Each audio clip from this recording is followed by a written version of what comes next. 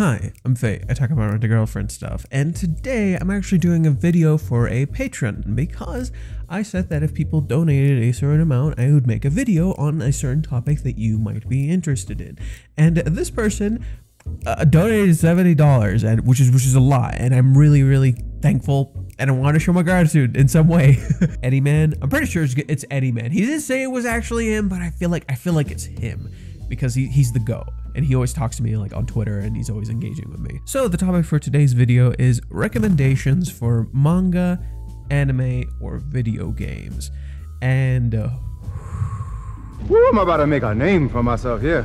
I got a lot. So I don't really talk about many other anime or manga or other things on this channel besides Rent-a-Girlfriend. I do bring them up here sometimes, like as references and like jokes and things like that. But there are a lot of things I watch besides this series, and it actually helps me learn more about this series and appreciate it in its own right. I think it's a great idea to expand your scope of the things you interact with if you want to learn more about, you know, the stories you're reading and whether they're actually good or not. With that being said, let's start small. Let's start with manga.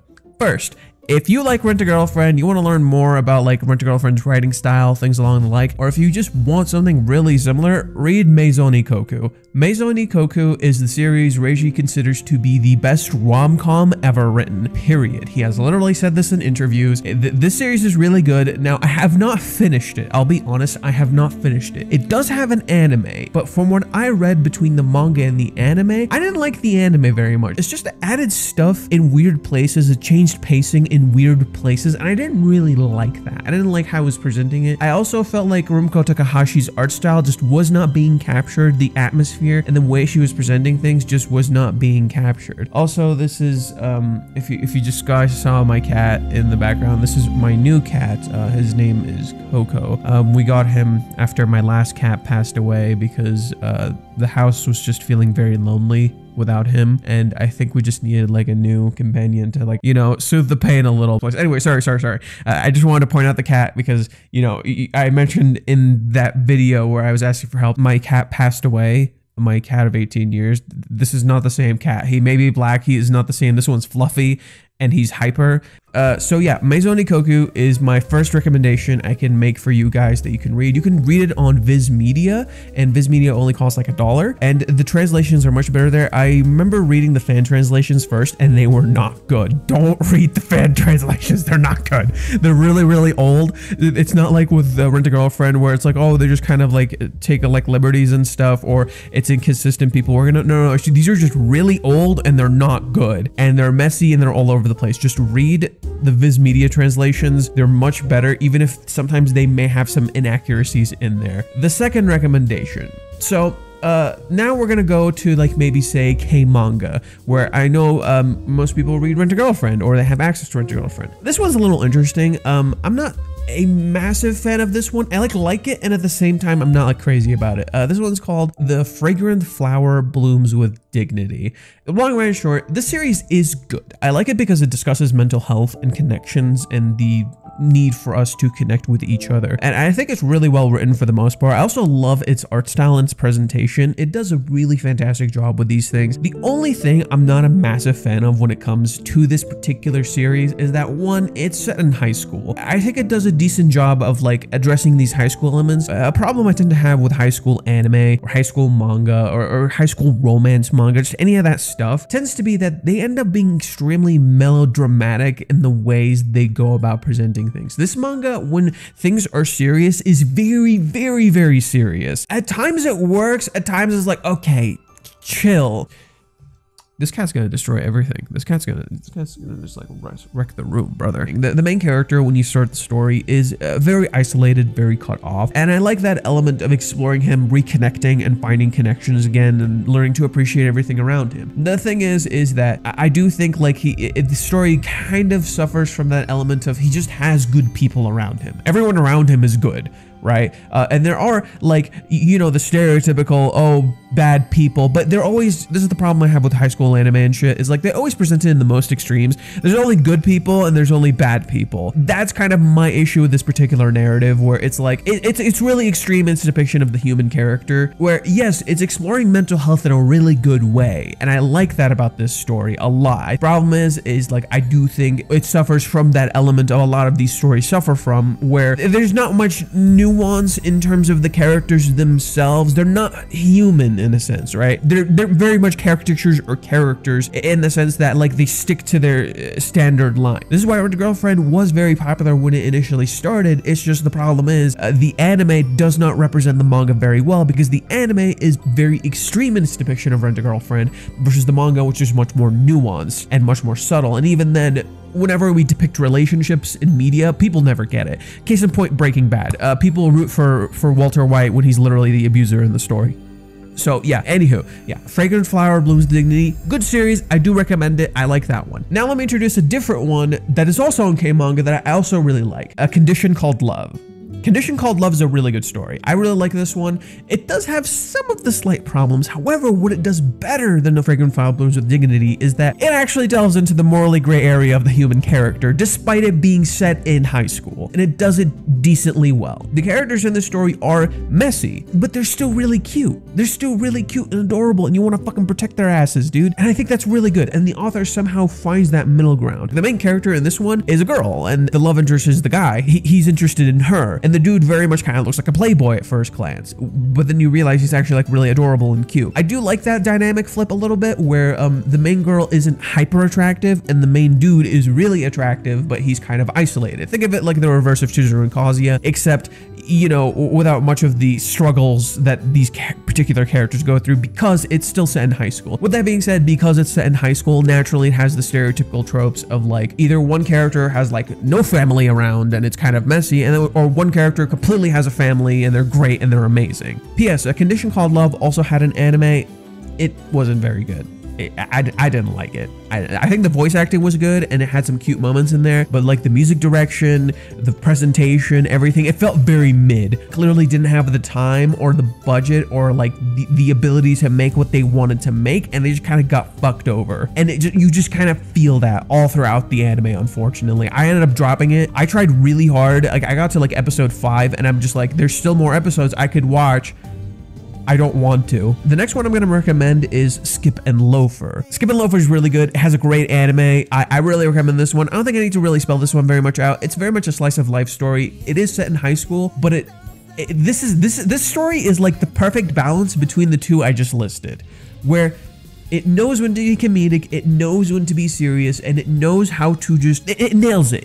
Skip and Loafer fucking gets it, dude. I also found it really fucking hilarious with Skip and Loafer. When it came out, people were like, yeah, this is the return of shoujo. This is fucking shoujo. It's literally a seinen. It's just straight up a seinen. Like, A Condition Called Love is just shoujo, I believe, and Fragrant Flower Blooms with Dignity is a shonen. And it's always funny to me how people just like, they label these as like a genre when they're kind of a mix of the two. Unfortunately, they're a demographic that got so popular it became low-key a genre, and those genres are associated with certain things, but it's not a genre, it's a demographic, and it's important to remember what the original is so you can understand the meaning behind that, right? So when people say shonen, they actually mean shonen battle anime. They don't just mean shonen, because Komi-san is a shonen. Rent a Girlfriend is a shonen manga. Yeah, I just wanted to point that out. Just Skip and Loafer, really good, check it out. Girlfriend, I have to recommend this one if I'm making a Rent a Girlfriend channel. Let's be fucking real. Girlfriend, like the dude who wrote this, him and Reiji are like best of pals, and they literally made chapters referencing each other, and this one is just pure comedy. If Rent a Girlfriend is a love story that is criticizing harems, Girlfriend is just straight up a harem that's just like embracing what a harem is and just going full town stupid, and it's great. It's fucking hilarious. All of the ones I just listed are on K-manga, including Skip and Loafer, I believe. Now I'm gonna get to some interesting ones from Shonen Jump. Blue Box. Okay, so Blue Box is really weird because it starts solid, then it kind of falls into the trap of just like, it became the thing it's like criticizing, and then now it's kind of like decent again. The thing with Blue Box is, this is a manga that's overhyped to fucking hell and back. It's the same thing with the Flower Blooms and Dignity. Blue Box, the problem I have with it is it very much falls into that trap of it's set in high school, it's a shonen manga, therefore it has to spell everything the fuck out for you. What makes Blue Box interesting is that it's also a sports manga while also being a love story. So there is some good stuff about Blue Box, and I do read it every Sunday, I'll be honest.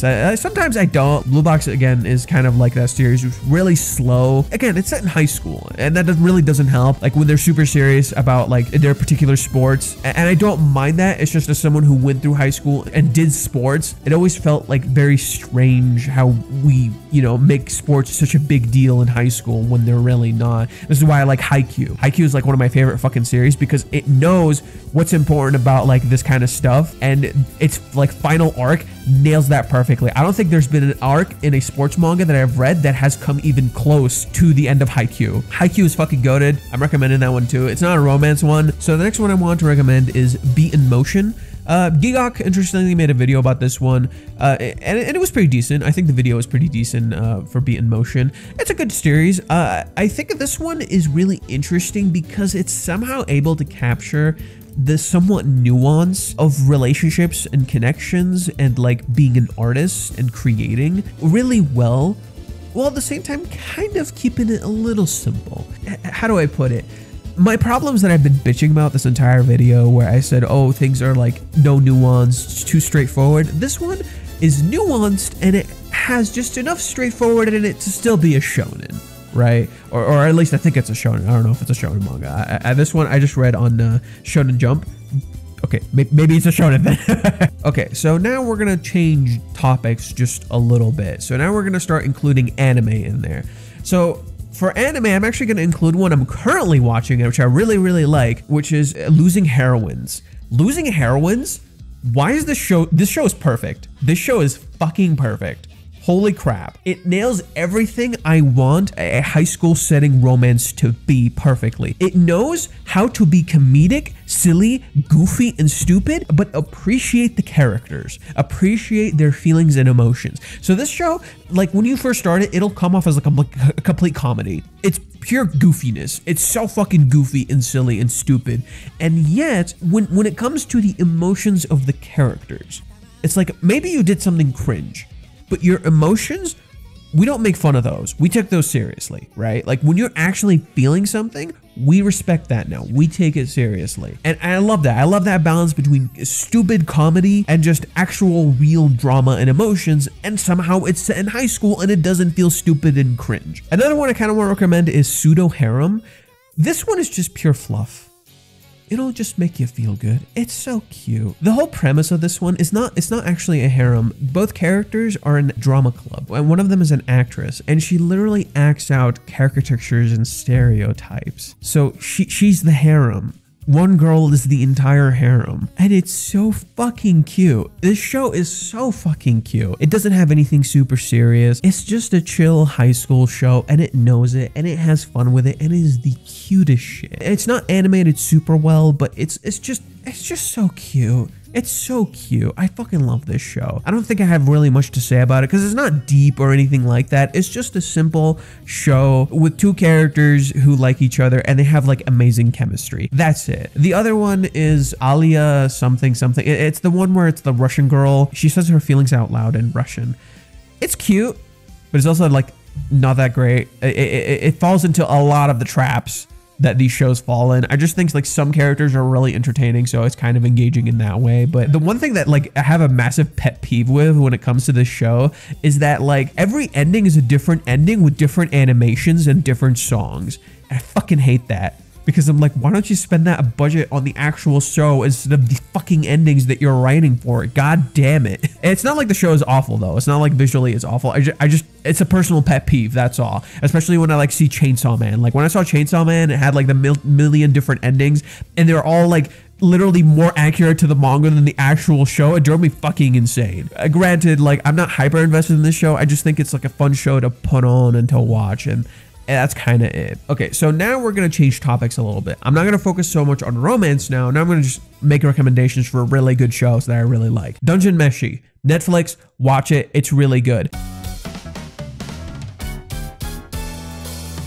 P.S. It's called Delicious in Dungeon in Netflix. Dungeon Meshi literally just means dungeon food. Meshi is food, and they call it Delicious in Dungeon because localization. Granted, the name does work, Delicious in Dungeon. Like, I just found it funny. Anyways, good show. Watch it. I'm not even gonna spoil that one. It's just engaging. If it starts off weird for you, just give it a chance. It's really engaging. It's a really good show. Lastly, we have Ava. I recently binged the entire Evangelion series. It's really good, okay? Evangelion's really fucking good. I binge watched it prior, but this is my binge watch again. I saw the end of Evangelion for the first time recently. I hadn't seen that. I'd seen like the rebuild films, and I'd seen the original Evangelion series, but I'd never seen the end of Evangelion. It was weird though, because like a lot of people said the end of Evangelion's like super depressing, super sad. But for me, when I was watching it, I'm like, yeah, it's depressing, but it's finding hope in that depression. So the ending feels a lot more hopeful despite the imagery that it gives off, which I really liked. It's actually supposed to be like a massive contrast to say something like Devilman, where that's like where it got its imagery, but Devilman's ending is really fucking depressing, whereas this one is actually hopeful. But anywho's, I do recommend Evangelion. It's a good series to watch. You can watch it on Netflix, but it's like the translation is kind of weird. Like luckily for me, I'm kind of starting to understand Japanese a little bit, so like I was able to understand what the characters were saying, but like they'll have just like really weird translations, so be warned. Maybe find like a different source to watch it. And then the Evangelion films, I believe they're on Amazon Prime. That's where you can watch them. We're gonna do video games now, because that was another thing this person wanted me to recommend. So the first thing I'm gonna start with, and this is gonna be a weird one for some of y'all, Fate Stay Night.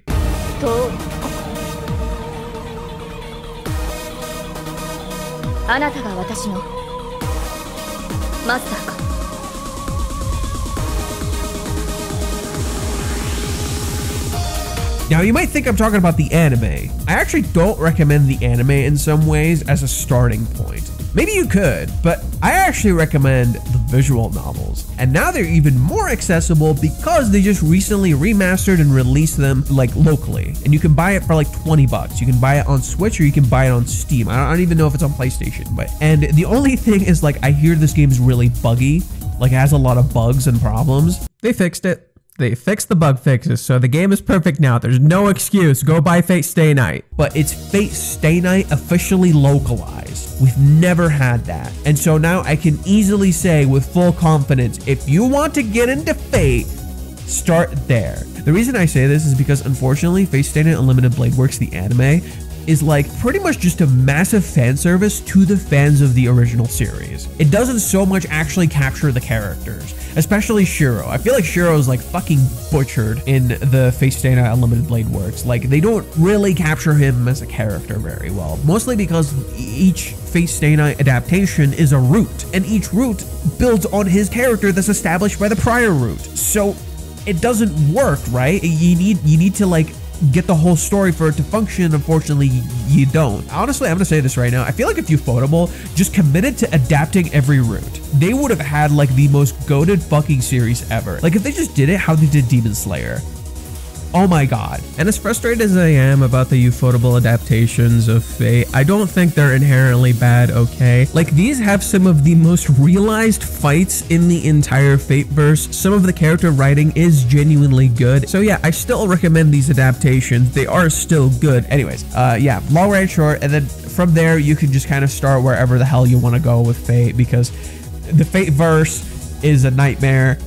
And I love it. Just to like point out how much I like Fate. Fate used to be my favorite series before I got into Rent-A-Girlfriend. Rent-A-Girlfriend is now my favorite series of all time, period. Nothing's ever gonna top it for me personally. But Fate was that shit before that. P.S. Did I mention Fate has like some of the most badass women in anime media ever? And they're actually well-written characters. Like Fate has the OG tsundere, Rin Toesucker herself. You guys want to know more about Saber and why you see her everywhere and why the other mediums of Fate make her like a bland fucking character? Play this fucking game and you'll understand why Saber's the fucking GOAT and why she was straight up my favorite character in Fate for fucking ever. She was my goddamn waifu. Yeah, everybody was like, Rin, Sakura. I was a fucking Saber fan. I still am. I have so many goddamn Saber figures. Holy shit. Okay, so now we're gonna get off the pseudo game / anime, whatever the fuck that was. We're gonna actually get into real video games. I guess Fate is a video game, but you know what I mean. It's a fucking visual novel. So we're gonna start with Final Fantasy games. I love the Final Fantasy series, okay? I just do. I'm not even gonna be like fucking like sorry about it. I just love the Final Fantasy series. It's fucking amazing. The current ones that I'm like so deeply in love with are Final Fantasy VII Rebirth, which is personally my game of the year at the moment, because initially I was playing like Tears of the Kingdom. I'm like, this is my game of the year. And then I played Resident Evil. I'm like, this is my game of the year. And then this game comes out. Like, what the fuck? How is this game so high quality and so big? Like, this game is worth $70. Like, you know how when you pick up a game and you play it and you're like, this isn't worth the price it was given. This game is worth $70. It's actually worth it. And so I recommend just start with 7 Remake, go into this game, you're good to go. You might get so invested in the series, you'll go and replay the original Final Fantasy VII, which is really cheap, and the game has built-in cheat codes to like cheese the game and beat it that way. Although I don't recommend playing that way. I unfortunately did this. I beat Final Fantasy VII again, the original game, with the cheat codes, and it was so unfulfilling. It was so unfulfilling. It ruined the game for me. Don't do it. I'm telling you, don't do it. The only thing I would recommend is use like 3 times speed, or if you don't want to deal with encounters, you can turn off encounters. But don't use unlimited limit breaks. Don't use that. It will ruin the game series for you. If you have a decent PC, just like a semi-decent PC, you can play it on your PC with better translations, better visuals, better bunch of everything. I set that up recently. What is it? There it is. Final Fantasy VII, 7th Heaven. Download 7th Heaven, and it lets you install a bunch of mods that are great for the game. And all you have to do is purchase Final Fantasy VII, and then you'll have access to this. It's really good. There's also a mobile game, but you know, I barely touch it. I'll be honest. I barely touch the mobile game. It is kind of cool because it's letting you like re-experience the series in a new light, but it's also still a mobile game. Editing this right now, I can't believe I didn't mention this. Please play Final Fantasy X. Final Fantasy X is one of my favorite Final Fantasies of all fucking time. It was my first Final Fantasy as well, and the devs have almost canonically made it the prequel to Final Fantasy VII. Also, Final Fantasy X-2 literally has magical girl transformations, and they're straight up part of the gameplay, so there's that. Honorable mention, play the Final Fantasy XIII series. It's kind of a messy series, but it's also charming in its own right, and the way it evolves and transforms, it's surprisingly captivating. Unfortunately, it's kind of hasn't been remastered like at all. Square Enix just said fuck this particular game because this is like the dark side of our whatever. It is on PC, but it's horrible, but you can do it with mods and it'll work fine, and it's also available on the PlayStation 3. Yeah, sucks, I know. Anyways, if you're interested in it, I do recommend you give it a try. There's something really charming about Final Fantasy 13, and I can't get into it, but people have discussed for years whether this game series is good or not. I'm gonna say it's somewhere in the middle. It's kind of good, but it's kind of messy too. It has a lot of significant problems, but it also does a lot right. Next, Final Fantasy XIV. This game is a little addicting. Such devastation! This was not my intention! But it gets you through tough times. Like when my cat passed away, I was playing this nonstop. It helps you so much. I wasn't even doing story. I was just playing this game. I will warn you though, there's a lot in this game. It's really big and there's a lot. And unfortunately, the starting point of it, A Realm Reborn, isn't very good. Even with the cut content, even with the adjustments, it has so many problems. Heaven's Ward is when it starts getting better, but it still has problems, especially when you start Heaven's Ward, where it just starts retconning a bunch of the stuff that happened in A Realm Reborn. And it's like, god damn it. Personally, I really like Stormblood. That's the second expansion. I really like Stormblood. I just love the aesthetic and the vibe and everything about that. Shadowbringers, the third expansion, is considered like everybody's favorite. Everybody fucking loves the shit out of Shadowbringers. I really liked it too. I will say I really liked it. It's a little traditional in its writing, but I really liked it for the most part. I think it was done really well. And then Endwalker, I really love Endwalker. It has some weird pacing issues, but it's very emotional and it made me cry like a fuck ton of times. And then Dawn Trail recently came out. I have yet to play it. I've just been leveling my classes whenever I can play sometimes, and I've just been doing that. And yeah, that's the series I've been playing. Interestingly, I wanted to point out something really cool. I don't believe this was planned. Like when it initially came out, I don't believe this was planned. But if you listen to the opening song of Final Fantasy XIV, the song's called Answers, and it's pretty much a song about grief, and it's trying to find meaning in that grief. And that's why the song focuses so much on finding meaning in life, because you're literally suffering from grief. The opening cutscene of Final Fantasy XIV is you seeing the world end, and everything's fucking dying. And somehow things are reborn, hence A Realm Reborn. What's cool about it is that if you look at each expansion, they literally fit the 5 stages of grief. And it's kind of wild. I know it wasn't 100% planned, but it's kind of wild how they do.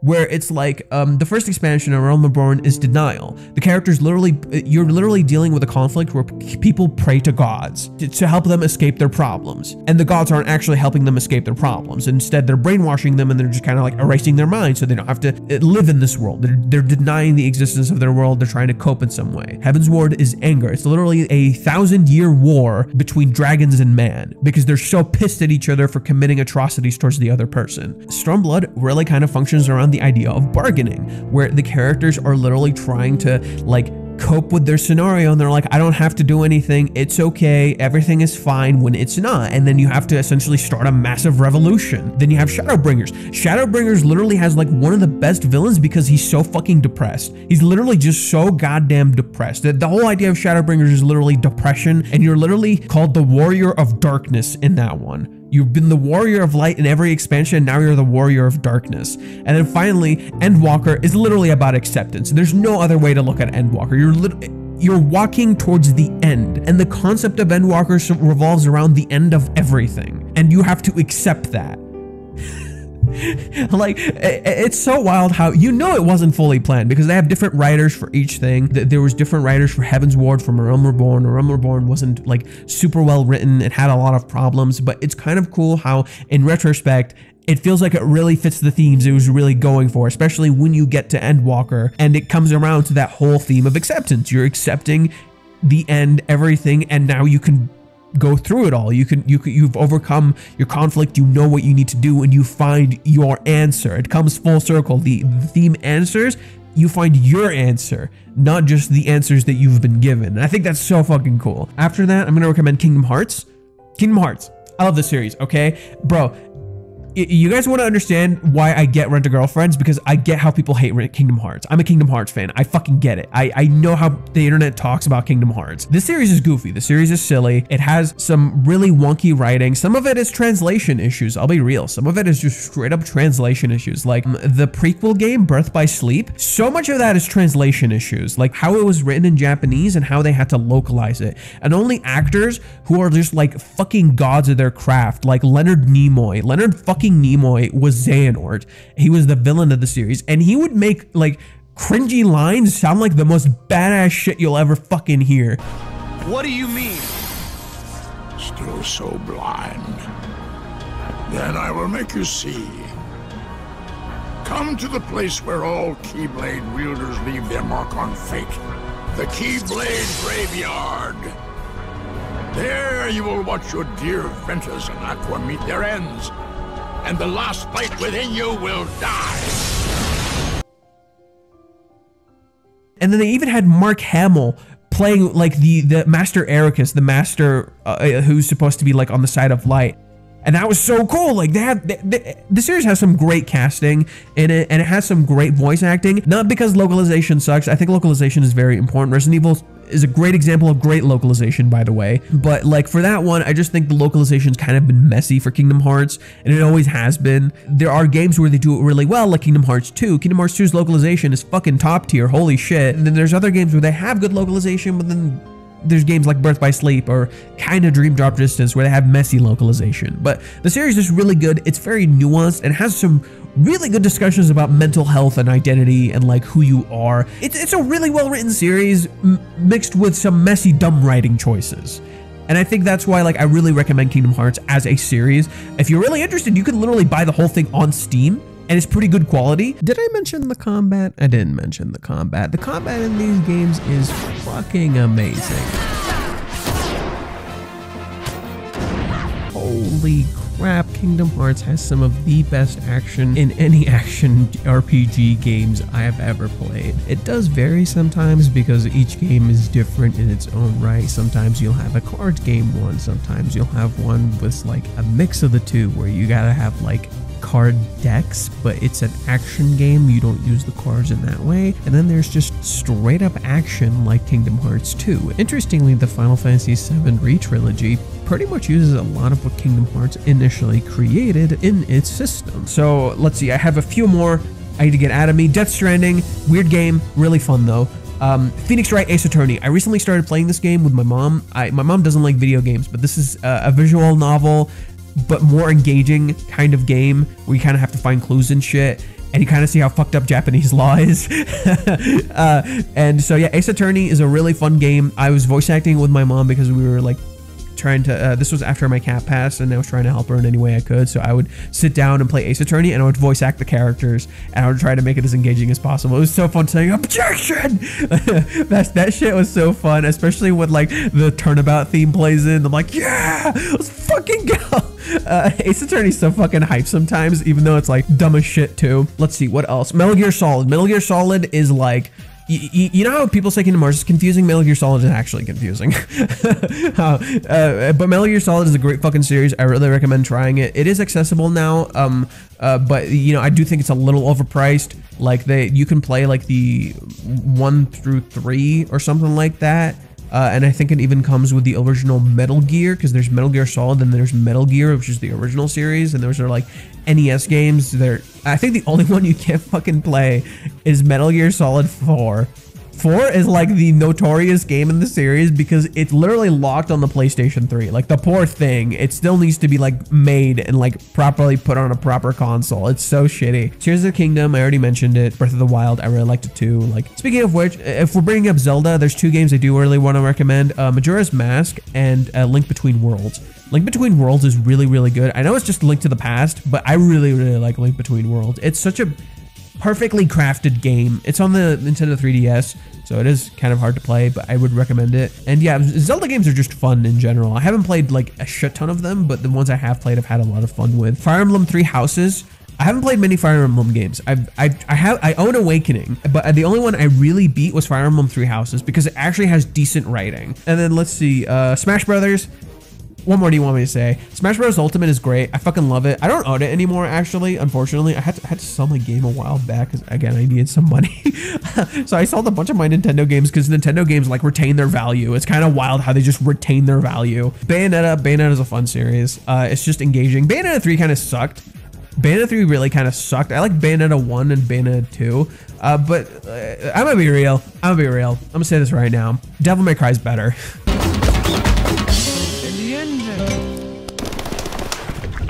We're all satisfied. Hot take, Devil May Cry is better. The peak of Devil May Cry, in my opinion, far usurps Bayonetta. It's just Bayonetta, like, is also really good too. Like, I think Bayonetta, when it has highs, it's great, but it has some, like, meh lows. Yeah, Devil May Cry, I'd recommend Devil May Cry 3 and Devil May Cry 4 and 5. Those games are great. Devil May Cry 1 is weird. It's a little wonky, and Devil May Cry 2 fucking sucks. Everybody hates Devil May Cry 2. It's terrible. Just to give you context on how terrible Devil May Cry 2 is, the person who directed it hated it so much they made Devil May Cry 3, which is considered one of the best games ever. Just for context of how much it sucks. Oh, Nier. Nier's a good recommendation too. I like Nier a lot. It has an anime right now, interestingly, and the anime is like doing something different with the characters, which is kind of cool. I think it's good to stop here. I think this video is already like really long. And I made a whole bunch of recommendations to a whole bunch of things right here. I could make this like a regular thing, by the way, just a regular thing of just like, here's a bunch of recommendations, or here's what I'm watching now, here's what I'm engaging with now, and I'll tell you if it's good or if I like it or what's interesting about it and shit like that. If this is an interesting concept to you guys, I'll gladly do more of these videos where I just make a fuck ton of recommendations and just drop a bunch of things that like I like or I'm interested in and I think you guys should like check out and shit like that.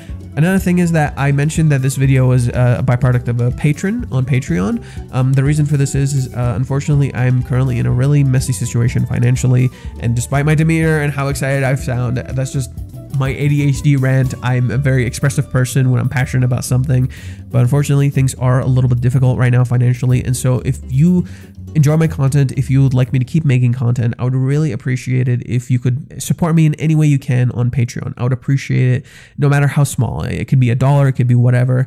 Either way, I would appreciate it. I'm also going to try to add things on Patreon. I'm just not sure what. I think the only thing I can think of at the top of my head right now is my thumbnails. I can add my thumbnails. So as you can tell, this video is actually really, really long, and it was actually even longer.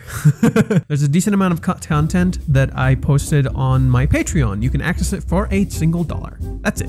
Just a single $1, and you can see some of the other things I talked about. For instance, I talked about Dress Up Darling, and I was not nice. I was not nice about Dress Up Darling. It was not a recommendation. I brought it up as a criticism. There's also other video games and shows that I referenced that I had to cut out because it was too long and I really wanted to trim this video down. So these are things you can actually go check out on the cut content section that I will be posting alongside this video. And again, $1. See, already finding new things to do, already finding new stuff I can add on there. Let's go. So yeah, there are some things I'll be trying to implement soon, and again, any help you can help me out with, I would really appreciate it. Find some element of stability to keep creating for you guys, especially considering like it's difficult to create, especially for me as someone with ADHD.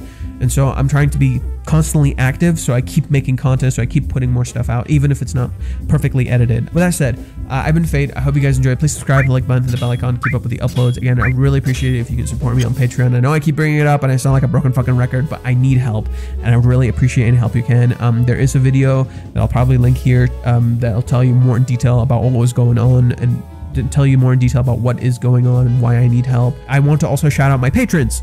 I just remembered that before I end the video. I want to shout out the patrons, the people who have helped me so far. There's Verkez. I actually see him a lot on Reddit. I go to him whenever a new chapter comes out because he always posts the next time for the chapter, so I don't have to look it up myself. He posted it. I'm like, yeah, let's go. Okay, that saves me a lot of trouble. Thank you, Verkez. It means a lot. I really appreciate. Manet Arana Vatanopo. Ooh. Maybe I shouldn't say this. Manet, thanks. I'll just say Manet for now. Thank you. Damien Blacktail, thank you as well. Chris Byard, thank you as well. Hero of Light 13, that's my friend. Kyle, he was on the channel at one point. Go check out his Twitch. He's also helping me out. Thanks to him a lot. I also edited some videos for him. I edited a Sonic video for him recently. Can link that down below. Go check that out. He's a really nice guy. I try to help him out as much as I can with creating content, but again, it's not easy. I have to manage my channel, edit for other people, and edit for him. Yeah, you get it. Finally, Kurt K, aka possibly Eddie, man. Thank you, man.